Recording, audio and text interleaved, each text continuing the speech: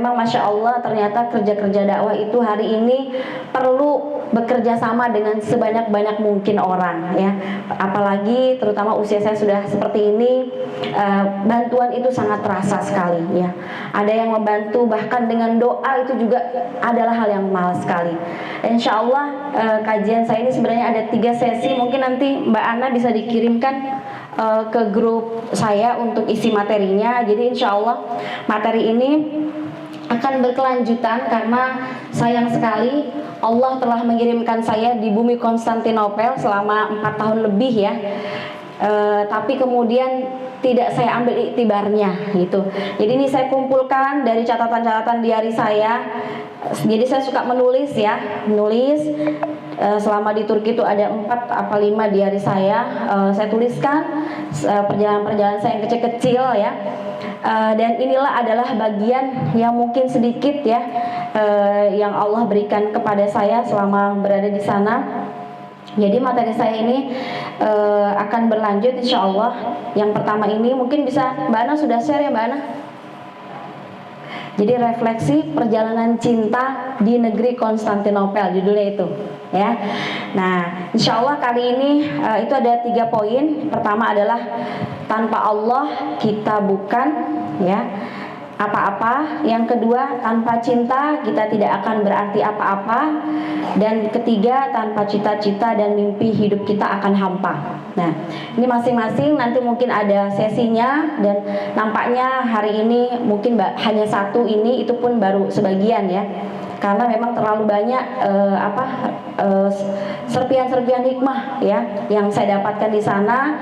Apalagi juga berjumpa dengan komunitas anak-anak muda ya, pencinta Al-Qur'an, juga ibu-ibu majelis taklim ya. Kalau di Turki ada namanya majelis taklim Anisa, yang kemudian itu semua saya lihat semata-mata hanya bagian daripada rezeki dari Allah Subhanahu wa taala. Jadi saya ceritakan awal mulanya. Jadi saya ingat di ruangan ini kami baru menempati rumah ini sekitar 3 bulan. Dan saya menabung untuk bisa punya rumah itu sekitar hampir 10 tahun. Ya, jadi baru menikmati rumah 3 bulan, baru beli-beli horden sendiri. Waktu itu saya ingat baru pulang dari mengisi pengajian di Berau, diundang oleh Bupati Berau waktu itu. Saya baru datang malam itu dan suami saya memanggil saya di ruangan ini dengan salah satu ustadz ya, Ustadz Arifin waktu itu dari Bandung. Beliau mengatakan, "Ustadz harus segera berangkat ke Turki ya, karena juga abinya sudah mendapatkan izin untuk S3-nya. Maka saya hamil besar Maryam ya. Kemudian baru aja benah-benah rumah, punya rumah sendiri gitu ya. Selama ini di Samarinda pindah-pindah dengan banjir dan sebagainya. Jadi itu sangat berat ya. Sama seperti beratnya waktu saya pindah dari Samarinda, dari Balikpapan ke Samarinda ya. Jadi waktu itu saya juga suami saya sampai sedikit mengancam ya, bahwa nanti ada rumah lagi gitu ya, yang bukan rumah Umi di Samarinda, karena suami saya bolak-balik.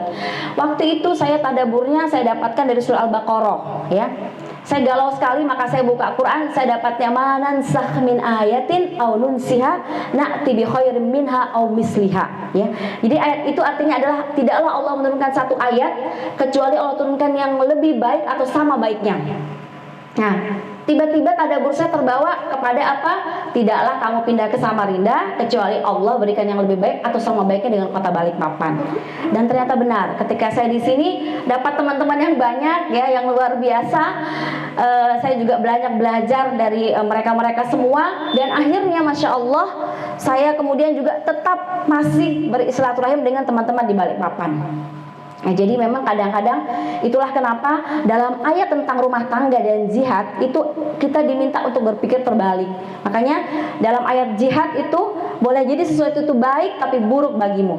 Begitu juga dalam ayat rumah tangga. Jadi di rumah tangga itu sering hal-hal yang di luar dari keinginan kita. Termasuk waktu saya diajak ke Turki. Mungkin kalau orang bilang enak kok di Turki jalan-jalan, banyak orang yang bermimpi ke sana. Tapi bagi saya tidak. Kenapa? Karena saya punya anak lagi hamil punya anak, dan pikiran kita ada 2 anak di pondok, belum 3 anak yang sekolah, kemudian yayasan baru dibangun ya, kemudian baru juga memiliki rumah dan sebagainya. Banyak pikiran saya. Maka kemudian akhirnya saya malam itu betul-betul saya baru capek, baru betul-betul datang dari Berau ya. Maka malam itu saya hanya menangis saja, dan saya bangun malam, dan Masya Allah saya mendapatkan dalam surah An-Nisa ayat 100. Tiba-tiba mata saya tertegun di ayat itu. Silahkan salah satu santri boleh membaca ayat dan artinya. Ada nggak? Nggak ada yang bawa Quran? Wa may yuhajir fi sabilillah yajid fil ardi muraghaman katsira wa sa'ah ya. Boleh dibuka ya di di yang sudah di-share oleh Mbak Ana ya. Dan barang siapa yang berhijrah kepada Allah, maka Allah akan menempatkan dia di bumi yang luas ya, di tempat yang luas ya, dan rezeki yang banyak ya. Maka ayat itulah yang membuat saya tiba-tiba, jadi saya tilawah panjang ya, tiba-tiba saya tertegun kepada ayat itu. Saya bilang, iya ya Allah, saya hijrah ya Allah. Itu dengan punggung saya yang begitu sakit, karena saya itu sebenarnya waktu Maryam itu kehamilan ke-9, karena saya 2 kali keguguran ya, kehamilan ke-9, dan itu lelah sekali. Jadi saya tuh betul-betul, seingat saya di kamar saya yang sebelah ini, saya bersandar, kemudian di bantal gitu, saya nangis, ya Allah, iya ya Allah, saya hijrah ya Allah, Bismillah ya. Dan saya tuh nggak tahu seperti apa nanti di Turki gitu ya. Maka kemudian saya berhijrah ya Allah. Maka kemudian saya menangis, saya bilang saya berniat hijrah. Artinya kalau saya bilang hijrah, saya tahu bahwa yang namanya hijrah, sudah hijrah berarti akan ada kesusahan. Ya, saya sudah siap dengan semuanya ya Allah. Ya, saya titipkan semua ini anak-anak, saya titipkan semua rumah saya titipkan anak saya semuanya kepadamu ya Allah. Jadi saya kemudian akhirnya langsung kata suami saya, gimana Dek? Karena kalau kamu tunda kita nggak bisa. Ada beberapa pesawat yang dia tidak menerima kalau orang sudah hamil 7 bulan lewat, ya. Sementara pesawat harus dipesan lebih cepat supaya juga harganya bisa jauh lebih murah. Maka kemudian saya bilang, ya Bismillah. Jadi walaupun di tengah hati saya itu masih juga, ya Allah betul-betul berangkat kayak ini. Sampai beberapa kayak Kak Zainab, Mbak Nida yang di rumah sini juga, betul kayak ini berangkat gitu ya. Ya harus berangkat ya, sambil packing barang ya. Kemudian akhirnya saya berangkat ke Bandung ya. Waktu itu ketemu Teh Dewi, ketemu Bu Nani, karena ada beberapa yang diselesaikan. Itu masih dengan berat, baru kemarin berangkat dari Berau, menyelesaikan semua urusan yayasan. Baru kemudian tidak lama kemudian kami berangkat.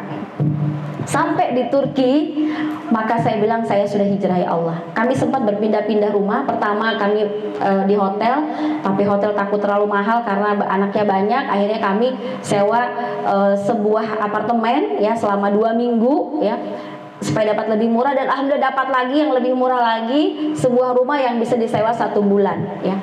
Selama pindah-pindah itu saya terus berdoa. Doa saya adalah, Rabbi anzilni munzalan mubarakan wa anta khairul munzilin ya.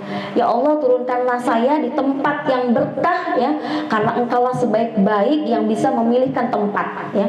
Maka kemudian pada saat itu pikiran saya sejak kemudian saya saya hijrah itu, saya bilang saya harus mengembalikan Quran saya yang dulu ya. Maka saya selalu minta, ya Allah berikan saya tempat bisa menyetorkan hafalan Quran saya, belajar Al-Quran, itu tuh yang saya minta. Maka setelah saya 1,5 bulan di sana, maka kemudian abinya menyampaikan dia baru pulang sholat subuh, bertemu dengan salah satu orang dari Mesir ya, dan anaknya namanya saya ingat Ala, itu sering setoran ke tempat syekh yang dari Mesir ya, syekh dari Azhar. Maka kemudian saya silaturahim ke rumah beliau dan bertemu dengan Ala ya. Ala itu kan fabi ayyi ala, artinya nikmat ya. Saya bertemu, ya Allah, seorang anak muda yang masih muda tapi ilmunya banyak, sedang mengambil S2, dan memang mereka adalah orang yang sedang mendapat perlindungan politik ya dari pemerintah Erdogan. Hidupnya juga susah pada saat itu. Tempat yang saya datangi, dia tidak bersama ibunya, hanya dengan ayahnya saja, karena ibunya belum bisa keluar dari Mesir ya. Maka kemudian saya diantar ke tempat setoran itu dan mulailah saya menyantarkan hafalan. Dan masya Allah, itulah hari-hari, setiap hari itu ujian banyak ya, tapi itulah yang membuat saya kuat dan indah ya. Jadi sampai kemudian saya masih ingat lagi menatap guru saya itu, saya bilang, ya Allah, saya sering bilang gini, kenapa di hari yang tua saya ini saya ditakdirkan ke negeri ini gitu ya. Dan saya baru tahu belajar tentang siro-siro Konstantinopel, ternyata kota itu disebut oleh Rasul dalam hadis itu hampir 22 kali ya. Jadi nggak sederhana sebenarnya. Akhirnya tadinya yang saya berat, sampai saya bilang saya rasa nggak pantas tinggal di kota ini gitu ya. Saya rasa nggak pantas gitu dengan segala kekurangan saya. Dan saya bertemu dengan segala macam peristiwa ya, peristiwa kejadian yang menambah kesyukuran saya. Suatu ketika saya bertemu dengan seorang ibu-ibu yang sudah tua sekali, baru belajar alif bata ya. Setelah saya tanya kenapa gitu, ternyata di masa dulu kami pengen sekali bersama Al-Quran, tapi Quran kami selalu dirampas, disembunyikan karena kami nggak bisa belajar Al-Quran ya. Akhirnya barulah sekarang kami sudah tua ini untuk belajar Al-Quran.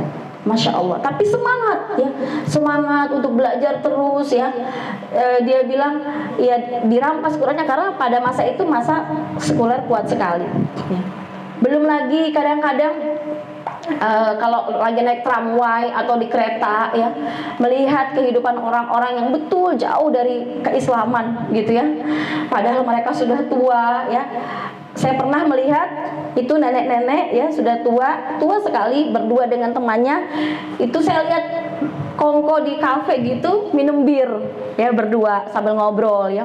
Saya bilang, ya Allah, sudah tua, mudah-mudahan berikan hidayah ya Allah kepada nenek yang tua ini. Maksudnya di hari tua harusnya dia sudah mencari akhirat, tapi mungkin belum sampai hidayah kepada dia. Aku ya Allah yang usia 44 tahun ya, tapi kau beri banyak sekali gitu, ketemu dengan guru-guru yang baik, ketemu dengan orang-orang baik. Dan singkat cerita sampai akhirnya saya kemudian mendapatkan rumah akhirnya. Dan ternyata rumah permanen saya yang bisa disewa sekitar 2 tahun itu jarak ke tempat setoran hafalan begitu dekat ya, mungkin dari sini ke warung gitu aja ya.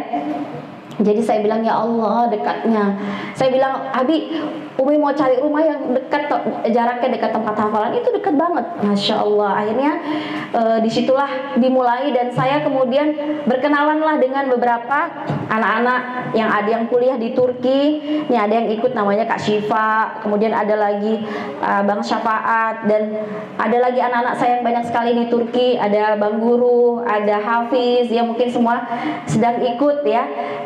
Pada hari ini akhirnya kami ngobrol-ngobrol, bertemu di situ. Ada juga Mbak Zulfa, ada juga Kak Mukminah ya. Ngobrol apa nih yang harus kita buat. Maka mereka mengatakan, saya langsung tanya, bagaimana Quran kalian? Bagaimana kalian menjaga Quran di negeri ini? Semua curhat bahwa mereka susah menjaga, susah punya komunitas. Bahkan ada juga ya, ada juga, tidak semua ya, ada juga satu daripada teman mereka yang menjadi korban ya, karena di sana Masya Allah yang namanya gerakan LGBT itu kuat sekali. Jadi mereka buat acara-acara kepemudaan ya, dari kampus-kampus ya, diajak untuk bersih-bersih tapi sambil pelan-pelan direkrut ya. Dan ternyata ada juga orang Indonesia yang terekrut ya, sampai mereka tinggal bersama bule gay gitu. Saya merasakan saya di posisi orang tuanya ya, hafiz Quran dari pondok ya, seperti itu. Jadi saya merasa punya keterpanggilan yang kuat ya. Tapi insya Allah mudah-mudahan sekarang beliaunya sudah bertobat dan mudah-mudahan sudah kembali kepada jalan yang benar ya. Tapi maksudnya kita tidak boleh mendapatkan satu cerita ya, yang cerita itu dari orang yang sikoh ya, kemudian itu tentang sesuatu, sebuah keburukan, kita menganggap biasa aja, di mana dia emang betul ya. Tidak bisa kita hanya sekedar berkata seperti itu. Kenapa berita itu sampai kepada kita? Pasti ada yang Allah mau kita buat. Maka disitulah saya kemudian bersemangat ya untuk kemudian ayo kita buat ya sama-sama dengan mereka. Saya bilang Umi punya rumah buat kalian ngumpul di sini. Kemudian akhirnya juga saya yang biasanya di sini dimasakkan santri, di sana mulai masak ya. Dan saya merasakan juga satu kebiasaan yang dilakukan oleh sahabat Nabi yang meninggalnya di kota Konstantinopel, yaitu Abu Ayyub Al-Ansori. Abu Ayyub ini senang sekali menjamu tamu. Dan ada satu kisah panjang ya, di mana beliau pada saat itu Umar dan Abu Bakar sedang kelaparan, siang-siang keluar. Terus ditanya, tidak ada yang membuat kamu keluar seperti ini, kecuali kamu lapar. Iya, aku lapar. Maka kemudian Rasul mengatakan, ya Rasul, kenapa kamu keluar? Tidak ada, kecuali engkau lapar ya. Iya lapar. Ayo kita ke rumah Abu Ayyub. Maka Rasul mengajak ke rumah Abu Ayyub. Begitu datang, Abu Ayyub langsung dia memotongkan kurmanya yang baru ya, yang baru matang dihidangkan. Kemudian dia sembelih kambingnya yang paling bagus ya. Kata Rasul, jangan kambing yang sedang produksi susu ya. Maka kemudian dia potong kambing yang terbaiknya, dibakar, dan istrinya disuruh membuat roti ya. Kemudian juga ada kurma kering, kurma simpanannya diberikan juga kepada Rasul. Jadi ada kurma segar, ada kurma kering, ada kambing ya, kambing panggang, ada roti buatan istrinya.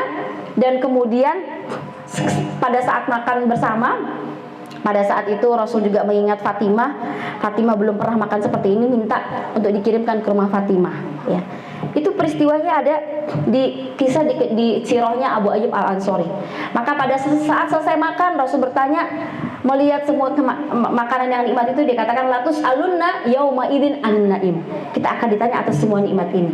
Nah, saya ingat itu kebiasaan Abu Ayyub untuk menjamu dengan apa yang ada dia punya.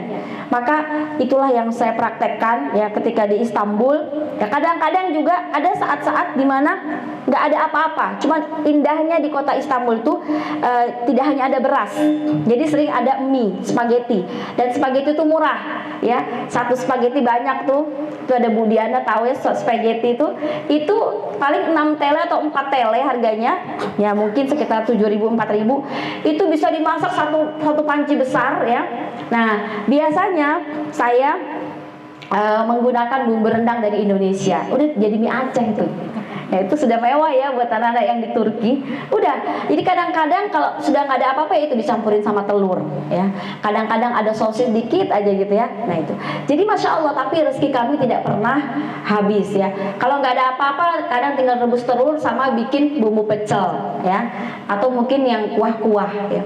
Yang penting anak-anak yang datang ke rumah saya selalu makan ya. Seperti itu. Dan ternyata ada yang bilang dapur saya itu dapur magic. Karena di situ akhirnya ada yang bisa bicara cinta, ada yang bisa bicara apa saja tentang masa depan ya, baik itu ikhwan maupun akhwat ya. Dan kita juga akhirnya merencanakan kegiatan-kegiatan kebaikan di situ ya. Karena memang ini adalah kebiasaan juga ibu saya, sebenarnya bukan kebiasaan ibu saya, maksudnya dicontohkan oleh Rasulullah. Makanya kalau bisa betapa berkah ya makan bersama orang-orang yang beriman. Jadi tidak pernah sederhana. Jadi dari makan-makan itulah ya mendapatkan inspirasi kebaikan gitu ya. Nah, tapi jadi kalau makan jangan hanya ngeposting ya, tapi juga bicarakanlah kebaikan seperti itu. Nah, itulah akhirnya terbentuklah Madrasah Quran Fatih, dan alhamdulillah mereka juga kalau nggak salah baru tadi pagi melaksanakan bahar ya, bahagia dan riang bersama Al-Quran gitu ya, Masya Allah. Jadi di Istanbul acaranya, dan saya bahagia sekali juga melihat mereka semakin bersemangat karena insya Allah menjadi syiar yang luar biasa. Jadi itu yang pertama yang saya rasakan adalah saya berniat hijrah. Jadi judulnya tanpa Allah kita bukan siapa-siapa ya. Jadi saya kalau tidak tadi dibantu oleh ayat Al-Qur'an ya, bahwa Allah itu akan memudahkan saya untuk bergerak itu karena Allah, itu rasanya seluruh sendi-sendi sudah lemah ya, karena sudah memang lemah gitu ya. Hamil lagi di usia yang sudah tua, dan juga ada juga anak-anak yang masih kecil yang perlu saya pikirkan. Kemudian yang berikutnya lagi, saya ingat sekali saya sudah lama mendengar Majelis Taklim An-Nisa ya. Saya pengen ke sana itu selama 2 tahun. Saya sudah 1 tahun di sana. Maka kemudian saya launching lah Madrasah Fatih itu, launching dan mengundang orang KJRI, dan ternyata pada saat itu yang ketua yang datang, jadi yang diundang itu bidang sosial ya, ternyata istrinya itu ketua Majelis Taklim An-Nisa pada saat itu, namanya Budia saya ingat.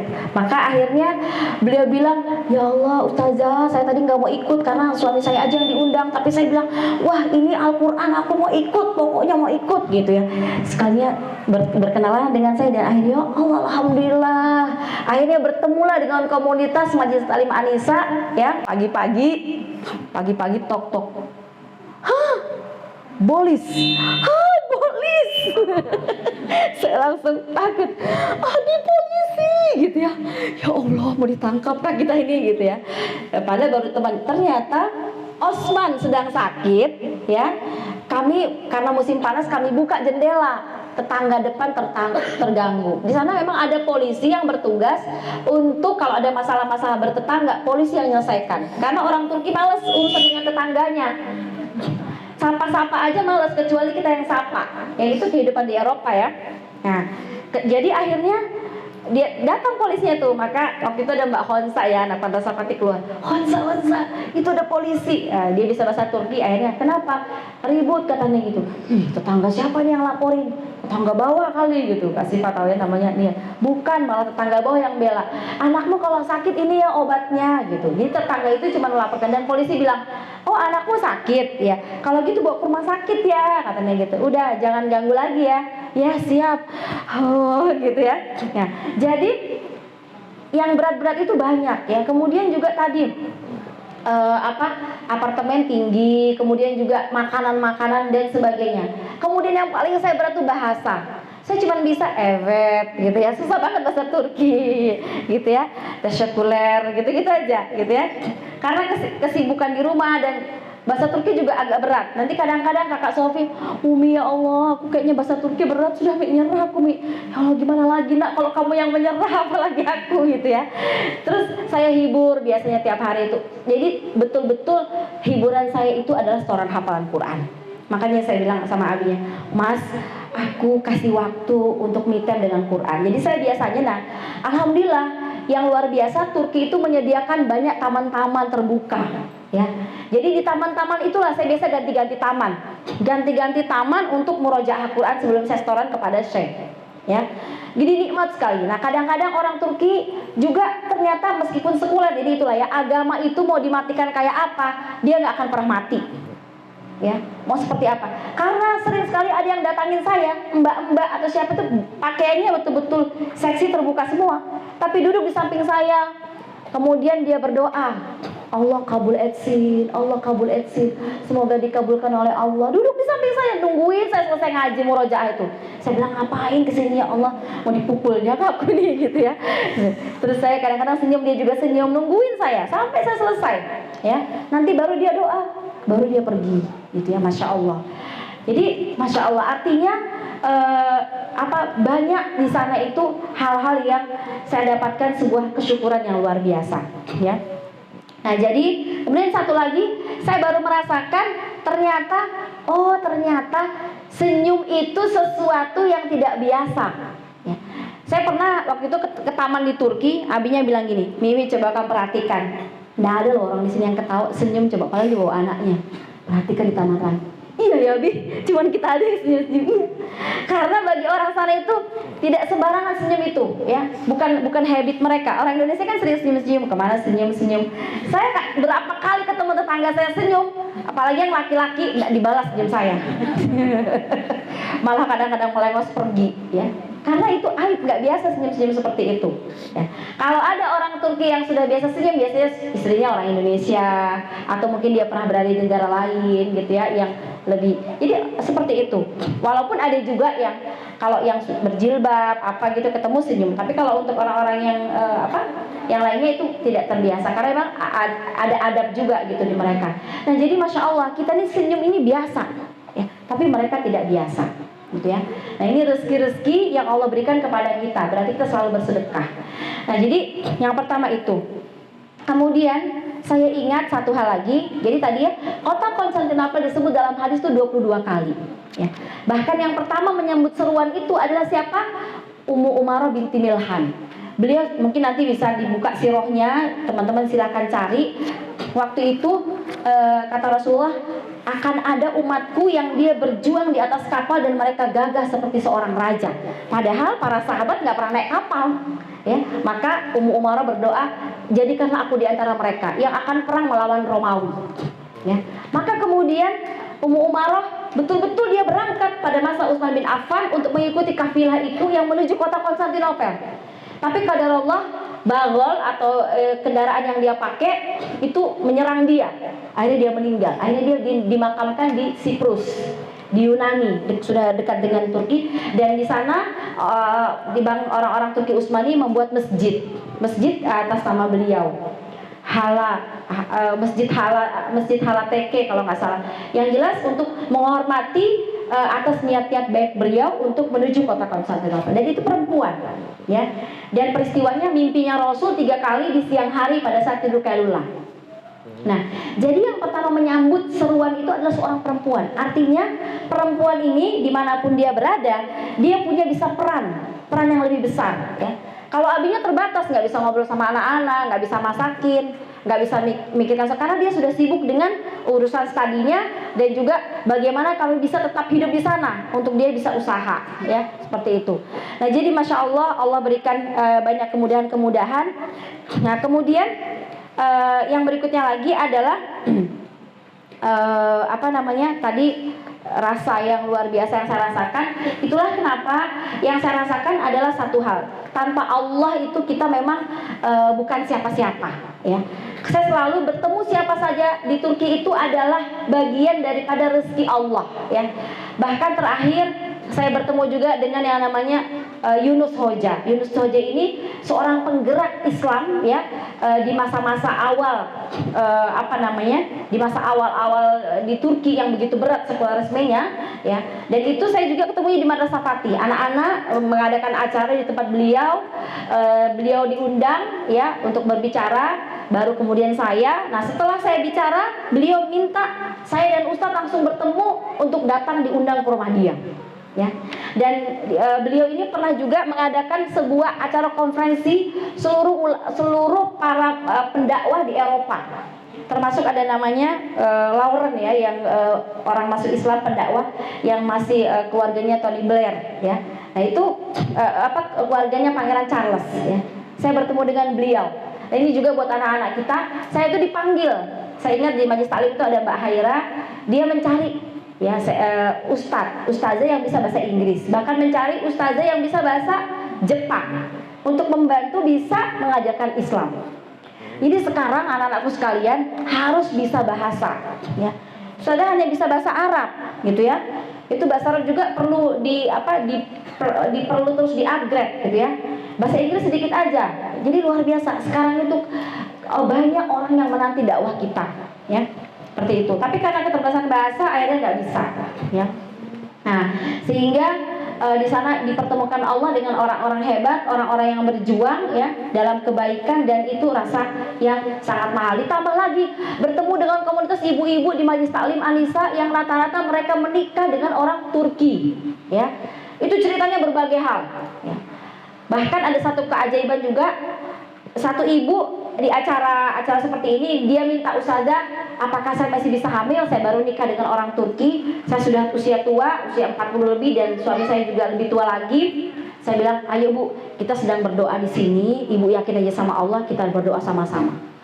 Kita doa, bulan besoknya dia datang kepada saya, dia bilang, ustazah saya sudah hamil. Masya Allah. Anaknya sekarang sudah lahir, namanya Hasan, ya.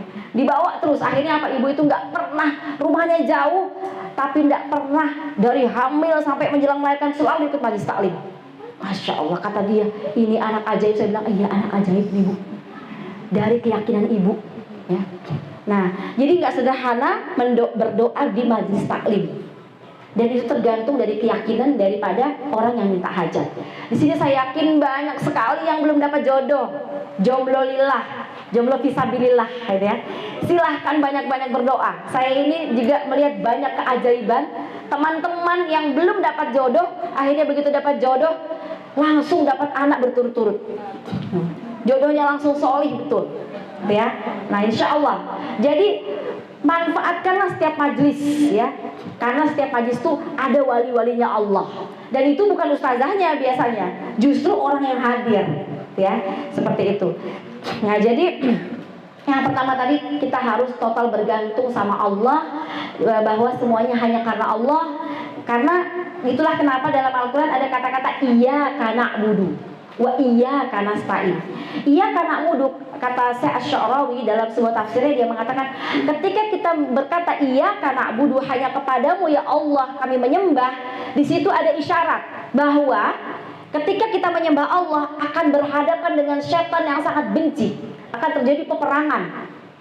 Akan ada setan dan akan ada hawa nafsu yang berhadapan, dan ada setan yang bentuknya manusia yang akan menghadang kita supaya kita tidak iyyaka na'budu. Maka kemudian itulah kemudian Allah menyiapkan berikutnya. Tugas kita iyyaka na'budu, ya. Maka kita fokus kepada itu, maka Allah akan datang dengan iyyaka nasta'in. Hanya kepadamulah, ya, kami mohon pertolongan. Jadi ketika kita, ya, fokus kepada ibadah kepada Allah dan merasakan bahwa seluruh ibadah itu bisa kita lakukan hanya semata-mata karena bantuan Allah, maka bantuan Allah akan datang begitu banyak, ya. Makanya dalam Al-Quran, alaihissallahu bikafin abdahu, bukankah Allah itu cukup bagi hamba-hambanya. Nah, ini menarik, ayat ini bukan alaihissallahu bikafin khalqahu, bukankah Allah itu cukup bagi makhluk-makhluknya. Kenapa? Karena makhluknya Allah banyak yang bukan hambanya Allah, gitu. Dia makhluk aja, ciptaan Allah, tapi dia bukan hamba yang tunduk, yang iyyaka na'budu. Itulah juga rahasianya kenapa dalam surah Al-Muluk, ya, tabarakalladzi, maha suci Allah, biyadihil mulku, di tangannya segala kekuasaan, wa huwa ala kulli syai'in qadir. Setelah ayat itu apa? Tentang kehidupan kita. Huwallazi khalaqal mauta wal hayata liyabluwakum ayyukum ahsanu amala.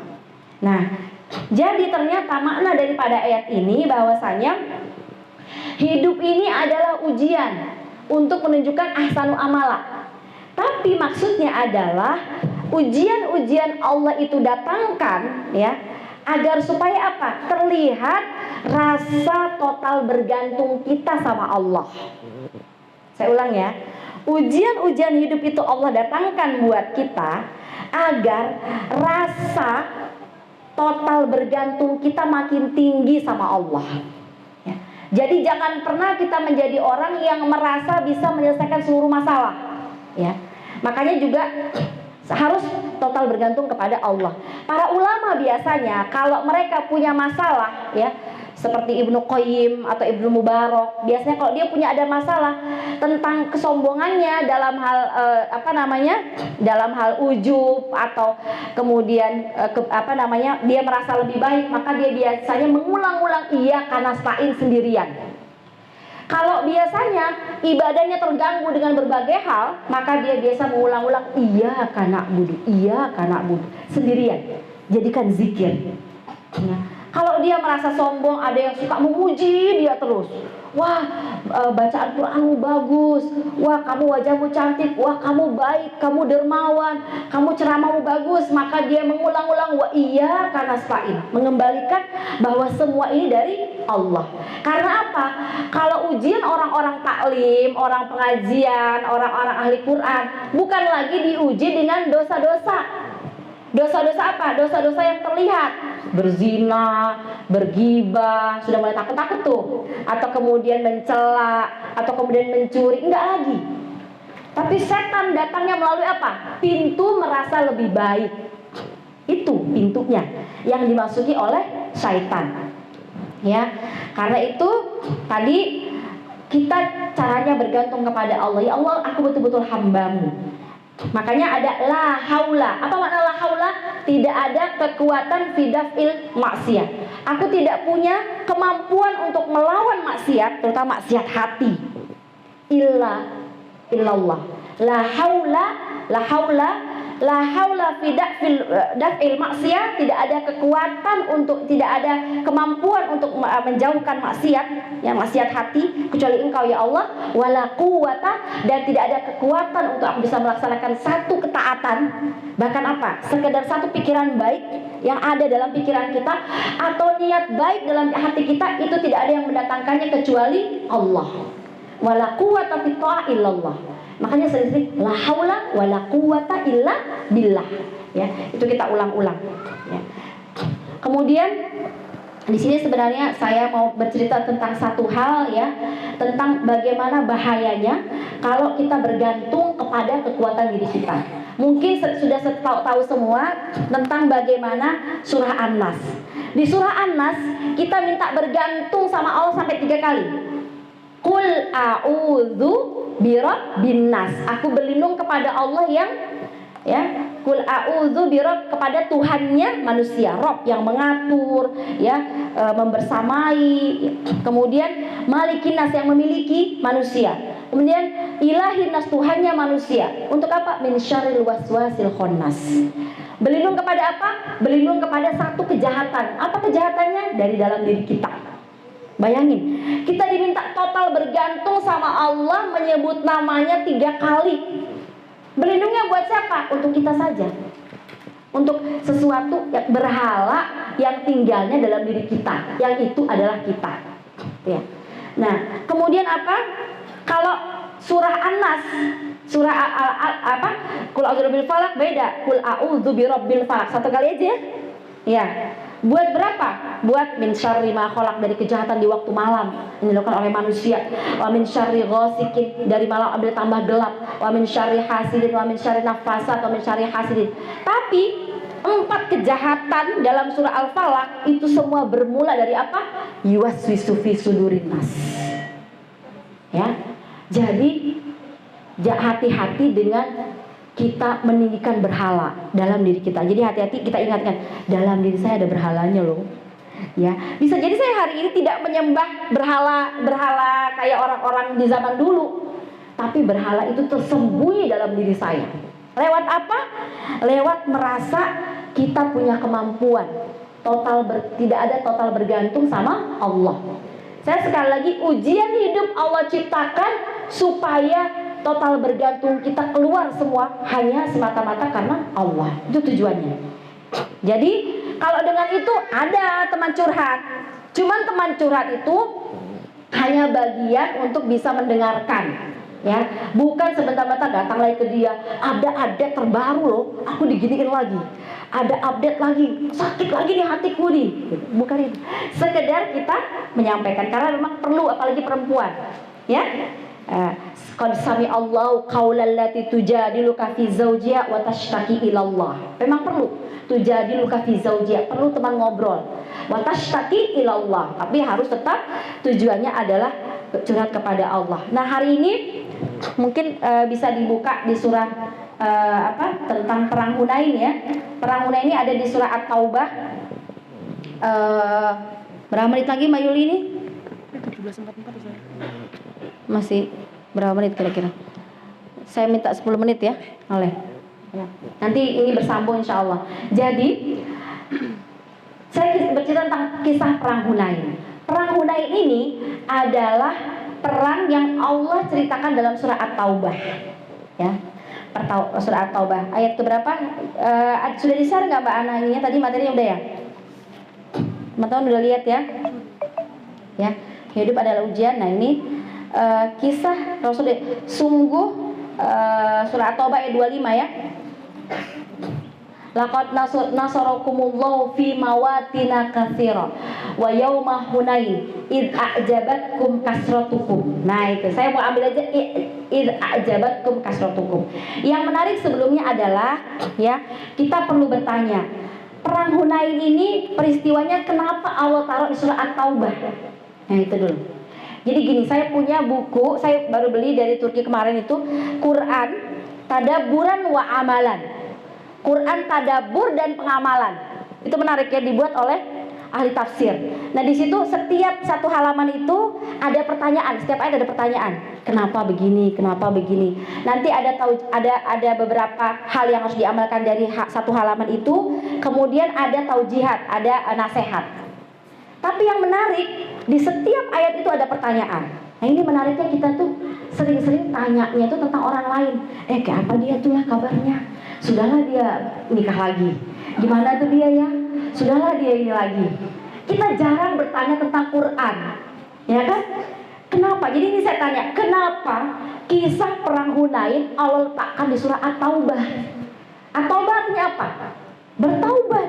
Lo perang loh kalau ditaruh dia di surah tentang taubat. Jadi surah At-Taubah itu surah yang pendek ya, 129 ayat. Tapi kata taubat tuh diulang 17 kali. Coba. Ayatnya pendek, kata taubat diulang 17 kali, dan bercerita tentang dua perang sebenarnya, perang Tabuk sama perang Hunain. Apa dosa orang yang berperang ya? Kemudian di Al-Baqarah saja itu ayat yang sangat panjang, tapi kata tobat diulang 13 kali saja ya. Dalam surah Al-Maidah ya, surah yang juga panjang termasuk Sab'ut Tiwal juga cuma 5 kali. Dalam surah Al-An'am malah 1 kali ya. Jadi kenapa surah At-Taubah yang pendek itu diulang sebanyak itu ya. Nah, yang menarik lagi, kenapa berdekatan dengan surah Al-Anfal? Jadi surah ke-8 itu surah Al-Anfal tentang perang Badar, surah ke-9 tentang perang tadi perang Hunain dan perang Tabuk ya. Padahal perang Badar ya itu terjadi suasananya jauh. Kenapa? Karena pada saat perang Badar itu terjadi kemenangan yang luar biasa, pertolongan Allah. Kalau baca surah Al-Anfal enak bacanya, tenang bacanya. Ya ayuhan nabi ya, kemudian tapi kalau sudah baca surah At-Taubah langsung bara'atun minallah, Allah berlepas diri. Langsung kayak dimana tersentak-sentak kita, kayak ketakutan bacanya. Ya, yu'azzibkum adaban alima yastabdil qauman wa diganti kamu. Pokoknya ngeri, ya. Kenapa? Karena memang ada perbandingan yang sangat jauh ya, antara peristiwa di perang Badar dan di perang Hunain. Pada saat perang Badar tuh para sahabat total bergantung luar biasa sama Allah, iya enggak? Sampai Rasul kan dalam riwayatnya sholat yang paling khusyuk, sampai berapa kali selendangnya jatuh dia berdoa ya. Tapi pada saat perang Hunain beda ya, terutama para sahabat banyak yang baru masuk Islam ya. Dan padahal ya perang Badar itu terjadi di 2 Hijriah. Sementara perang Hunain itu Syawal di 8 Hijriah ya. Jadi 2 ke 8 kan jauh ya. Nah, dan memang para ulama biasa menggabungkan ada pelajaran mahal antara Badar dan Hunain, atau antara Al-Anfal dan At-Taubah. Nanti kapan-kapan kita bahas ya. Dan peristiwa Hunain itu dimulai dengan di ayat 24 ya. Qul in kana aba'ukum wa abna'ukum wa ashiratukum, kalau kamu lebih mencintai bapak-bapakmu daripada jihad fisabilillah dan harta-hartamu ya, barulah setelah itu terkait dengan peristiwa perang Hunain ya. Perang Hunain ini sebenarnya terjadi sekitar 3 pekan. 3 pekan setelah Fathu Mekah ya, yang para sahabat semuanya masuk ke kota Mekah dengan gagah berani gitu ya, dengan sangat bangga, berhala-berhala dihancurkan. Wah, semua para sahabat berbahagia. 3 pekan berikutnya terjadilah perang Hunain dan terjadilah kekalahan. Jadi para ulama mengatakan para sahabat ya, jadi hati-hati kalian berada ya, kalian kalah di hadapan Allah saat sedang di puncak-puncak kemenangan ya. Jadi kita sering itu kita kemenangan besar ya, Fathu Mekah, tapi ternyata para sahabat justru kalah pada saat perang Hunain yang berselang hanya 3 minggu ya, bayangin ya. Penyebab kekalahan yang Allah gambarkan di Quran satu aja, penyebabnya dari diri sahabat. Id a'jabatkum kasratukum, ketika kamu merasa bangga dengan jumlahmu yang banyak. Jadi hati-hati dengan hitungan kita. Jadi hati-hati dengan pola pikir kita. Selalu pakai dengan caranya Allah, termasuk dalam takdir Ya. Maka kemudian itulah Abdullah ibn Rawahah mengatakan, manuqatilun nas, kami tidak pernah ya berperang dengan manusia itu biadadin wala quwwatin, dengan jumlah maupun dengan kekuatan, wala kasrotin ataupun dengan banyak, wa manuqatiluhum illa bihadzal din alladzi karramahullah, kecuali kami melawan musuh kami dengan apa? Dengan kemuliaan Islam. Ya. Nah, seperti itu. Umar Al-Faruq juga mengatakan, fa'ilam ya naglibuhum bi ta'atuna ghalabuna ya bi quwwatihim. Kalau kita tidak bisa mengalahkan musuh kita dengan ketaatan kita, maka kita akan dikalahkan oleh apa? Kekuatan mereka. Gitu ya. Nah, jadi intinya ternyata adalah diri kita ya. Makanya pada saat itu sebenarnya para sahabat ada 12.000, tapi 10.000 yang dibawa dari Fatu Mekah, dan 2.000-nya adalah sahabat-sahabat yang baru masuk Islam. Nah, pada saat itu mulainya dari sahabat yang baru masuk Islam yang 2.000 ini. Dia bilang apa? Lan naghlibal yauma min qillah. Kita tidak akan dikalahkan karena sedikit. Itu aja. Satu orang aja ngomong. Waktu itu wajah Rasul memerah. Rasul marah tapi nggak bisa mendiamkan karena dia baru masuk Islam. Tapi kata-kata ini begitu cepat menjalar kepada para sahabat yang lain sampai akhirnya menjadi sebuah keyakinan, menjadi sebuah hal yang merubah semua pola pikir mereka. Iya ya, kita nggak mungkin kalah. Ya. Akhirnya itulah bahayanya satu kalimat virus. Makanya satu kalimat, jadi jangan dikira kita misalnya seuzon sama orang lain, kita cerita sama orang, jangan dikira tuh tidak menular cepat. Itu menularnya cepat. Ada juga seorang teman saya, susah, dia punya pondok, susah ustazah. Kalau yang namanya kebaikan itu susahnya, itu namanya tersebar, susahnya menular. Tapi kalau sudah keburukan, cepat itu menularnya. Makanya kenapa dalam Islam kalau kita unsur akhaka zoliman wa mazluman, kalau kita lihat kezoliman, dua-duanya ditolong segera. Yang zolim ditahan, jangan zolim, sama yang tidak zolim juga ditolong. Makanya kenapa kalau melihat kemungkaran segera falyughayyir biyadi, pakai tangan, nggak pakai mulut dulu. Kelamaan pakai mulut, pakai kekuatan langsung.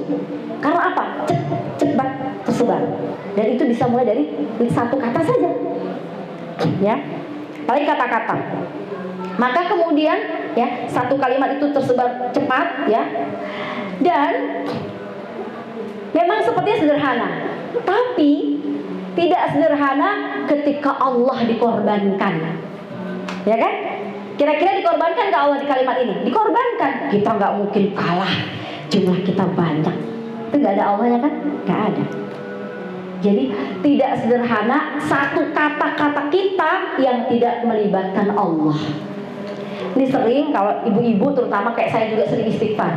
Gimana Bu kabar anaknya? Alhamdulillah Sophia tuh sudah masuk psikologi, bahasa Turki dan sebagainya. Allah, harusnya apa? Saya mulai dengan apa? Ya Allah, dengan bantuan Allah, alhamdulillah anak saya sudah dimudahkan Allah, mohon doanya. Gitu. Nah itu. Ibu-ibu ini saking sayang sama anaknya, semangat, berapi-api, sering lupa. Sama juga, gimana kabarnya? Sehat luar biasa, gitu ya, tidak melibatkan Allah. Harus alhamdulillah. Karena tidak sederhana satu kata itu bagi seorang muslim ketika di dalamnya tidak melibatkan Allah. Ya. Ya. Rasul saja ditegur oleh Allah karena tidak mengatakan apa? Insya Allah. Seperti itu. Jadi tidak boleh karena sekedar mengatakan Allah itu punya anak itu ya tafakkarnal ardo, ya, seperti mau terbelah itu langit, ya.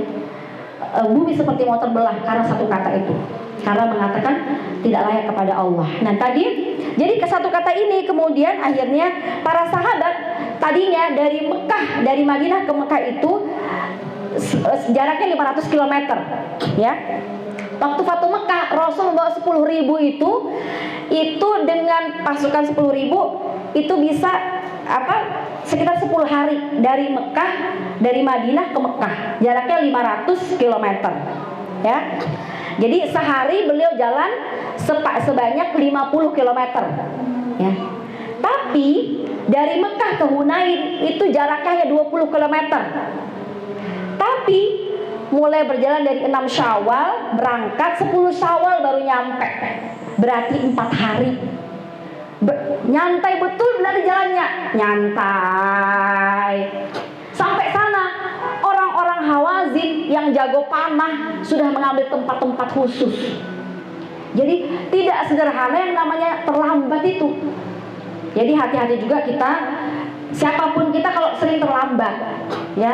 Karena apa? Itu bisa keterlambatan 1-2 orang, nggak sederhana. Efeknya jauh. Ini para sahabat, gara-gara dikatakan tadi kami tidak bangga dengan dirinya, akhirnya apa? Mereka ceroboh sekali. Sampai ke Rasul nggak bisa ngapa-ngapain ya, karena ikut bersama mereka. Lambat jalannya, nggak mungkin Rasul mengomando 12.000 orang tuh cepat-cepat jalannya, gitu ya. Sedangkan satu kata saja tadi sudah tidak mampu. Dan selama itu wahyu tidak turun. Kenapa? Sengaja supaya para sahabat merasakan dulu akibat dari menyombongkan diri, menganggap diri itu hebat, ya, hitung-hitungan mereka hebat, dan dengan itu mereka belajar. Jadi kadang-kadang tidak apa-apa kita salah-salah, ya nggak apa-apa. Tapi yang repot sudah salah berkali-kali, tidak belajar. Nah itu sudah ada orang yang sakit hati, 1 orang nih, tidak belajar, ada lagi 1 orang disakit hatiin, ada lagi, tambah lagi. Itu namanya tidak belajar. Ya. Kapan mau pintar? Sementara mati itu kapan saja bisa datang. Kalau pintar di sekolah nggak apa-apa. Kalau ini kaitannya dengan akhirat, ya. Maka tadi singkat cerita para sahabat kemudian sampai seperti itu. Sampai kemudian mereka akhirnya diserang oleh suku Hawazin dengan mudah, ya. Karena begitu mereka masuk di tengah-tengah, suku Hawazin sudah dari atas semuanya. Tempat-tempat seperti itu sudah mereka ambil. Dan syukurlah pada saat itu turunlah pertolongan Allah. Dan pada saat itu sebenarnya tidak semua sahabat yang buruk. Jadi dari 10.000 sahabat itu, ya, dari 2.000 sahabat yang baru masuk Islam, ada orang-orang yang hebat seperti Ikrimah bin Abu Jahal. Itu orang-orang yang hebat, yang juga kuat kokoh agamanya. Jadi nggak semua. Dan pada saat pasukan kocar-kacir semua, kira-kira berapa yang bersama Rasul? Dalam sirah disebutkan ada sekitar 100 orang, tapi ada juga yang dikatakan tinggal 12 orang aja di sisi Rasul. Berarti 1 orang setara dengan 12.000 orang. Nah, kita perlu lihat, kita ini termasuk, jadi ternyata ada namanya orang-orang rajulin bi alfin. Ada orang namanya 1 orang setara dengan 1.000 orang, ya, di saat-saat susah. Nah, itulah kualitas kita. Jadi ternyata 12.000 itu yang di hadapan Allah dihitung yang mungkin sekitar 12 orang tadi yang betul-betul beriman kepada Allah, yang betul-betul kuat. Di antaranya Abbas bin Abdul Muttalib, ya. Maka pada saat itu Rasul mengatakan, pada saat berat Rasul minta Ibnu Abbas untuk berteriak, ya, Abbas bin Abdul Muttalib. Rasul mengatakan, "Ana nabi, aku adalah nabi, aku tidak bohong, dan aku adalah putra Abdul Muttalib." Maka para sahabat berdatangan kembali, dan akhirnya kekuatan kembali berada di pihak kaum muslimin, dan Allah memberikan pertolongan, ya. Mungkin ini singkat ceritanya. Nanti mudah-mudahan di pekan depan kita akan gali lagi bagaimana bahayanya kita bersandar kepada kekuatan diri kita. Dan ini adalah penyakit orang-orang soleh, penyakit orang-orang pengajian, penyakit orang-orang berhijab, penyakit para ahlul Quran, ya. Jadi kita berhati-hati dengan berhala yang ada pada diri kita sendiri. Mungkin itu kajian saya kali ini. Insya Allah ternyata 1 poin aja saya belum setengahnya saya selesaikan, ya. Di buku saya ini masih ada 8 halaman lagi nih yang saya kumpulkan, ya, materinya, yang mudah-mudahan saya tidak hanya berkata-kata tapi kita sama-sama merenung. Jadi boleh teman-teman baca lagi surah At-Taubah, tafsirnya, tadaburnya. Dan sebenarnya saya ingin ke depan kajian saya ini ada 1-2 orang yang bercerita yang sama. Nanti mungkin di pertemuan berikutnya peristiwa yang sama yang terkait dengan bagaimana dia bergantung sama Allah dan bagaimana ketika dia bergantung kepada dirinya sendiri, ya. Nah, kalau saya juga banyak cerita-cerita saya, tapi saya pengen dari jamaah menceritakannya. Nanti saya akan buka dikit-dikit ya cerita dari pengalaman pribadi saya. Mungkin itu dari saya. Kalau ada kebaikan dari Allah, saya ulang kembali ya. Materi pertama saya adalah tanpa Allah kita bukan siapa-siapa. Dan hari ini pelajaran yang kita dapatkan adalah dari surah At-Taubah tentang perang Hunain, bagaimana Allah Subhanahu wa taala menghukum pada saat itu ya para sahabat ya, dan juga Rasul merasakan akibatnya ya, beratnya karena hanya satu kata saja, satu orang saja yang mulai berkata, dan orang yang baru masuk Islam mengatakan satu kalimat. Jadi hati-hati dengan keburukan satu orang kita ya, maka itu luar biasa pengaruhnya buat umat Islam ini. Mungkin itu dari saya. Kita tutup dengan sama-sama doa kali Mbak Yulia, karena sepertinya waktunya mepet.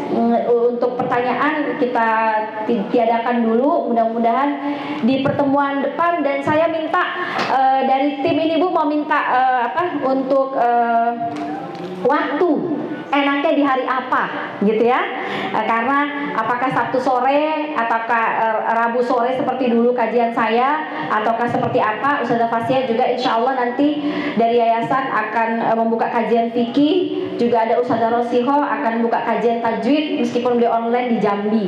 Nah jadi silahkan ibu-ibu memberikan masukan dan saran baiknya di hari apa, mungkin itu ya, dan mungkin waktunya juga sore ya. Terima kasih dari saya. Kalau ada kebaikan dari Allah Subhanahu wa taala, kita tutup dengan sama-sama berdoa, apalagi di penghujung hari Jumat. Mudah-mudahan Allah kabulkan kita, dan mudah-mudahan Allah bantu kita semua agar na'udzubillah kita dilindungi dari berhala yang ada dalam diri kita sendiri. A'udzu billahi minasy syaithanir rajim. Bismillahirrahmanirrahim. Alhamdulillahi rabbil alamin. Ar-Rahmanir Rahim. Maliki yaumiddin. Iyyaka na'budu wa iyyaka nasta'in. Ihdinas siratal mustaqim. Ihdinas siratal mustaqim. Siratal ladzina an'amta 'alaihim ghairil maghdubi 'alaihim waladdallin. Allahumma salli 'ala Muhammad wa 'ala ali Muhammad. Allahumma salli 'ala Muhammad wa 'ala ali Muhammad. Allahumma salli 'ala Muhammad wa 'ala ali Muhammad. Rabbana zalamna anfusana wa illam taghfir lana wa tarhamna lanakunanna minal khasirin. La ilaha illa anta subhanak inni kuntu minadh dhalimin. Allahumma arzuqnal ikhlas. Allahumma arzuqnal ikhlas. Allahumma arzuqnal ikhlas. Allahumma arzuqnal istiqamah. Allahumma arzuqnal husnul khatimah wal mautu fi sabilillah. Allahumma ighfirli wa liwalidayya warhamhuma kama rabbayani saghira. Rabbana hab lana min azwajina wa dhurriyyatina qurrata a'yun waj'alna lil muttaqina imama. Ya muqallibal qulub tsabbit qulubana ala dinika wa ala ta'atik. Allahumma وانصر إسلام والمسلمين اللهم أعز الإسلام والمسلمين اللهم اجعل بلادنا إندونيسيا بلدة طيبة ورب غفور اللهم ارزقنا الإندونيسيا إماما عادلا ورحيما بالمسلمين اللهم ارزقنا الإندونيسيا إماما عادلا ورحيما بالمسلمين اللهم ارزقنا الإندونيسيا إماما عادلا ورحيما بالمسلمين